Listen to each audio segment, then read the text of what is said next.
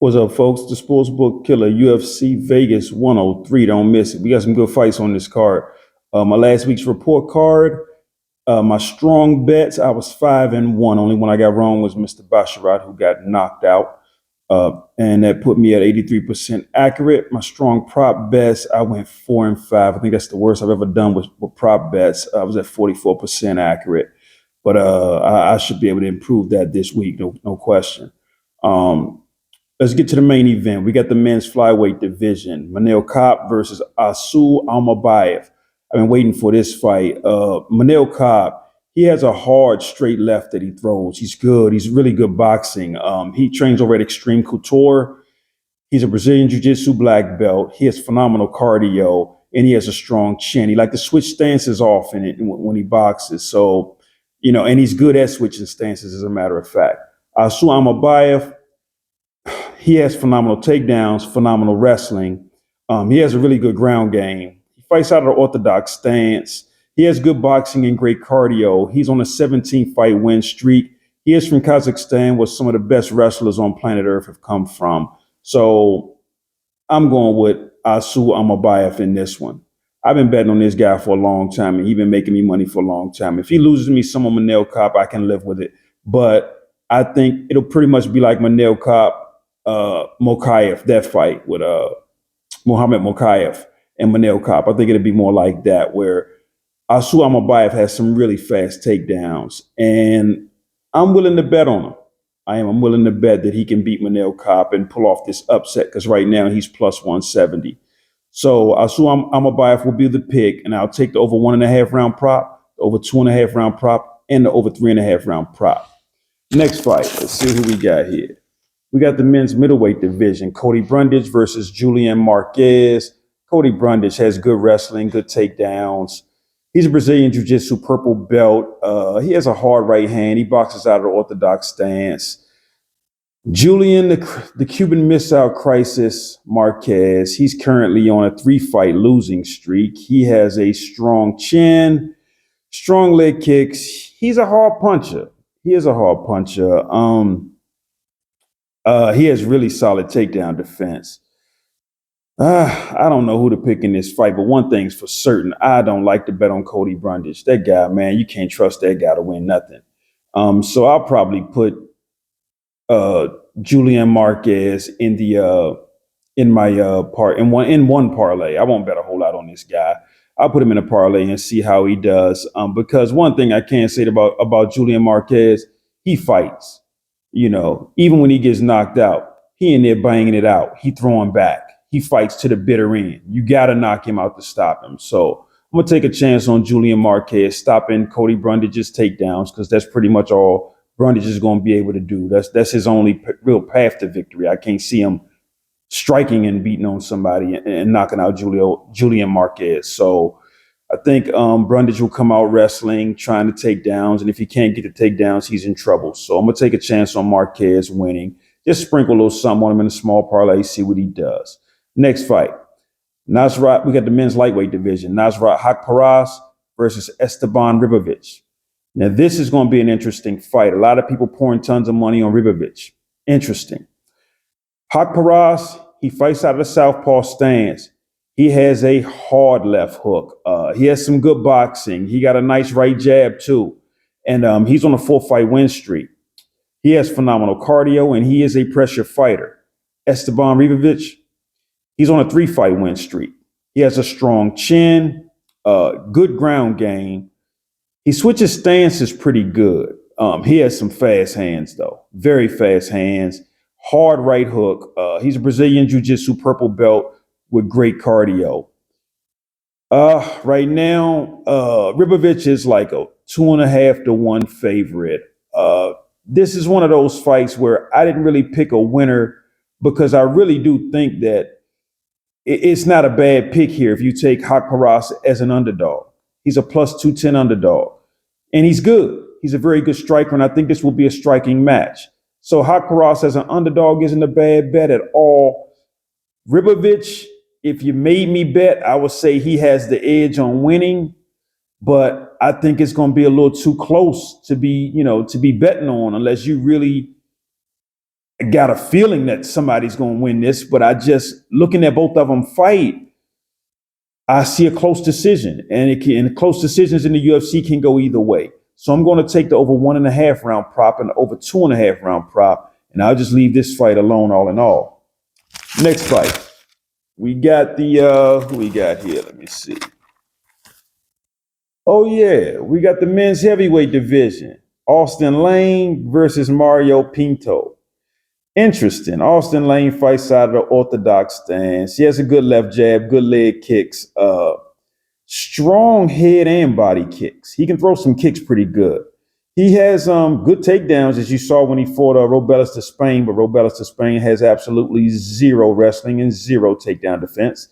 And Austen Lane has an okay ground game. His cardio's poor and he has a weak chin. Mario Pinto, he fights out of the orthodox stance. He's just got to the UFC. It's his UFC debut. He came from over at LFL. He has some strong calf kicks. He has a good left jab, good takedown defense, and he has decent cardio, but we don't know because we ain't seen him fight in the UFC yet. You know, all those guys look like world beaters until they get in the UFC. So I'm going to sprinkle a little something on Pinto because I will not under any circumstances bet on Austen Lane. I've seen the guy knocked out too many times. Too many times. I just can't put money on him. I'm sorry. I'll just take the other guy, the UFC newcomer. I'll take him, and hopefully he'll get it done. If not, I'll just lose a little money. I'm also going to take the under 2.5 round prop because if Austen Lane's cardio gives out on him, the fight will be, it'll be a pretty short night if that happens, and that usually does happen. So I'll take the under 2.5 round prop. Just in case Lane may knock the newcomer out. The newcomer may knock Lane out. Either way, I think under 2.5 rounds is a good bet. And I'll throw a little something on Pinto and see if he can pull it off. Next fight. We got the men's featherweight division. Hyder Amil versus William Gomis. Hyder Amil is undefeated. He's 10-0. He's a Brazilian Jiu-Jitsu purple belt. He comes from the Philippines. He has a very weak ground game. He has weak takedown defense, but he is a hard puncher and he switches stances pretty good in his boxing. William Gomis, this guy is good. He just beat Joe Anderson Brito. This guy is good. I'm telling you, he has phenomenal takedown defense. He has great cardio. He's a fast, versatile striker. He fights out of a southpaw stance. He has good takedowns too. Yeah, he has good takedowns, and he's on a 12-fight win streak. I'm going with William Gomis all the way. I'll take William Gomis in this one. I will. And I'll also take the over 1.5 round prop and the over 2.5 round prop to go with this. Next fight. Let's see who we got here.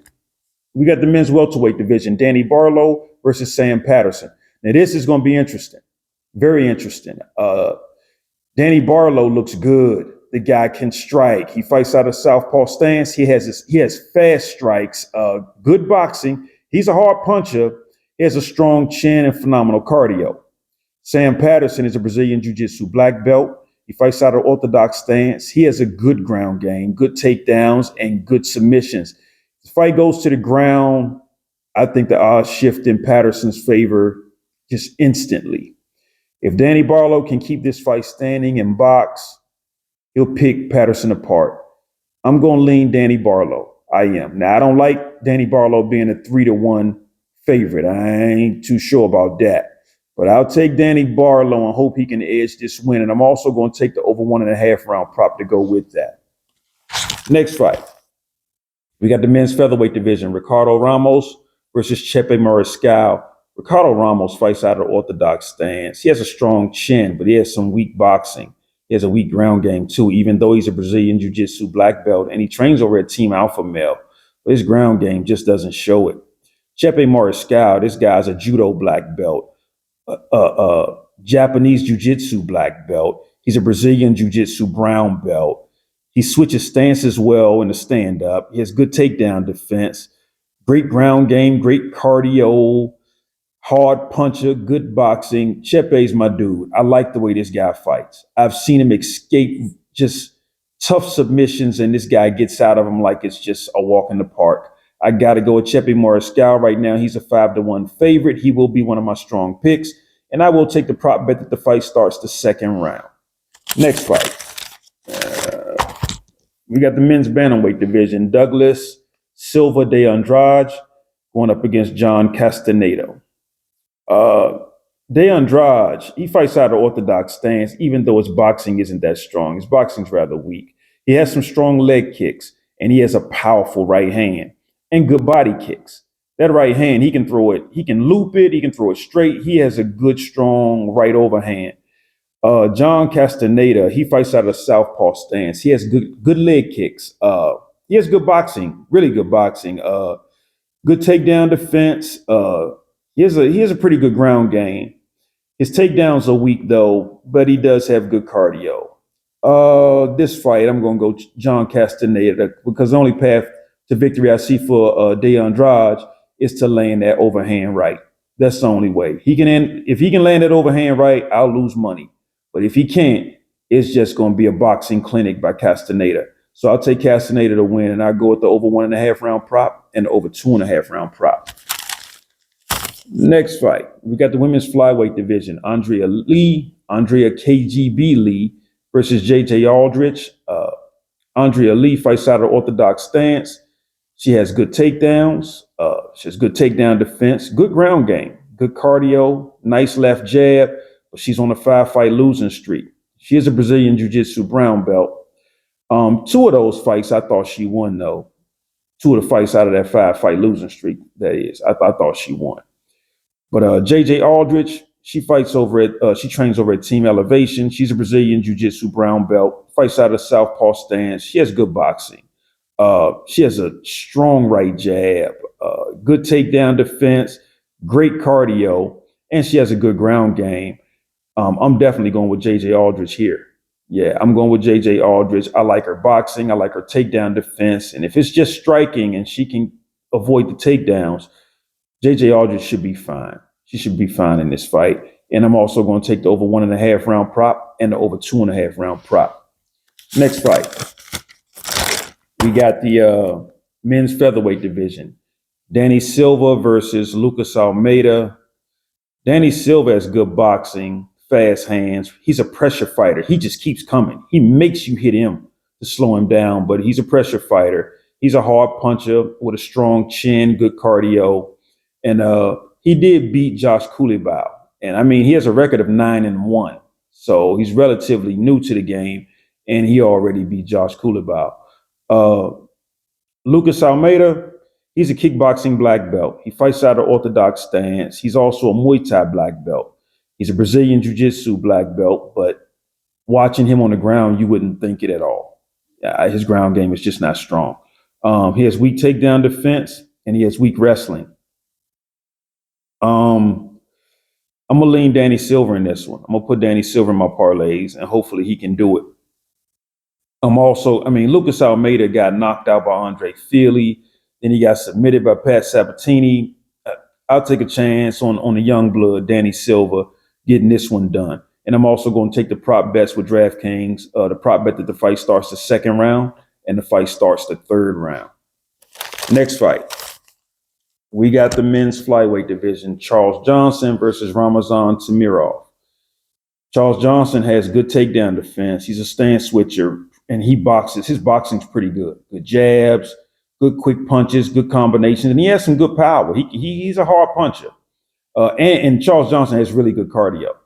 Ramazan Temirov, he's from Uzbekistan. I thought he'd be a wrestler, but doesn't look like he liked to wrestle much. He fights out of orthodox stance. He has some serious KO power. Serious KO power. And with either hand. He has good boxing. He moves his head really well. He has really good head movement when he's boxing.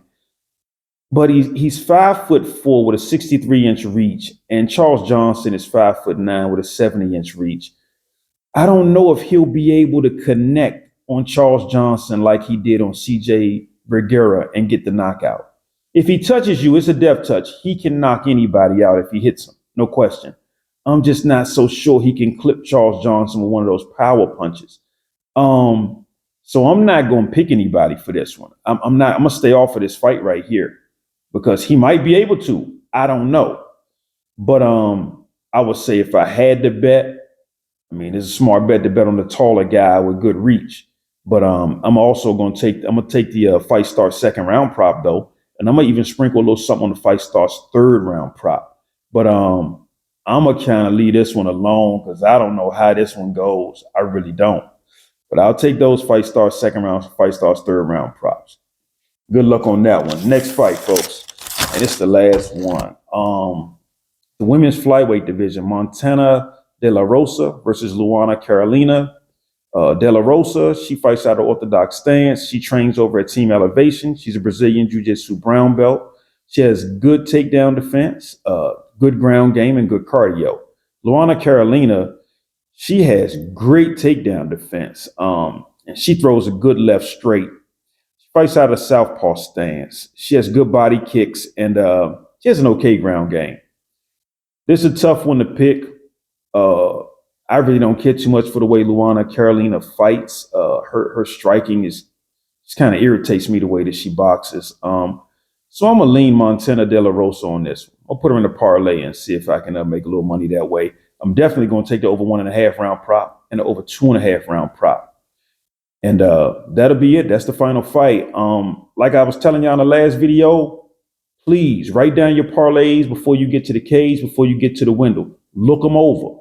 Look them over. Because what happens a lot of times, you may have one person in the parlay for way too many times, and you end up losing because you didn't even realize you already had 3 or 4 parlays with this guy in it. And that kills your whole night. So look at your parlays. Make sure you don't have the same name popping up over and over again. You know, mix them up. Mix them up. And if you need to hedge, you can always hedge the spread on the underdog. If you pick a favorite, just spread the underdog on a different parlay. Do the plus 5.5 or plus 3.5. You know, if you think something's going to be a really close fight, you can bet it both ways. You know, for instance, if you think the De La Rosa Luana Carolina fight's going to come down to a split decision or a close fight, you pick the person you think going to win, but then you go back and on a different parlay, you take the plus 3.5 points. That way, you got a chance at hitting both. So just letting y'all in my head and, you know, giving you an idea how I do this often, you know, but definitely write your stuff down and it'll improve your results. I'm telling you. Good luck this weekend, folks.